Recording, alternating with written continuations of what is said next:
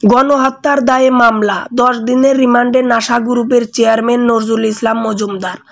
বৈষম্য বিরোধী ছাত্র আন্দোলনের সময় গণহত্যার দায়ে রাজধানীতে আলাদা আলাদা 2 থানায় করা মামলায় এক্সিম ব্যাংকের সাবেক চেয়ারম্যান ও নাশা গ্রুপের কর্ণধার নজরুল ইসলাম মজুমদারের 5 দিন করে 10 দিনের রিমান্ড মঞ্জুর করেন আদালত।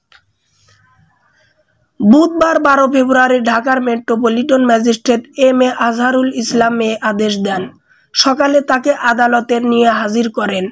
মামলার সুষ্ঠু তদন্তের স্বার্থে তাকে 2 মামলায় 10 দিনের রিমান্ড চেয়ে আবেদন করেন তদন্ত কর্মকর্তারা। রাষ্ট্রপক্ষে মহানগর দায়রা জজ আদালতের পাবলিক প্রসিকিউটর ওমর ফারুকী রিমান্ডের পক্ষে শুনানি করেন। আসামিপক্ষের আইনজীবীরা রিমান্ড বাতিল ও জামিন চেয়ে আবেদন করেন। উভয় পক্ষের শুনানি শেষে ধানমন্ডি থানায় মামলায় 5 দিন ও যাত্রাবাড়ী থানার মামলায় 5 দিন করে মোট 10 দিনের রিমান্ড মঞ্জুর করা হয়। Jasim Uddin, unlimited news, BD.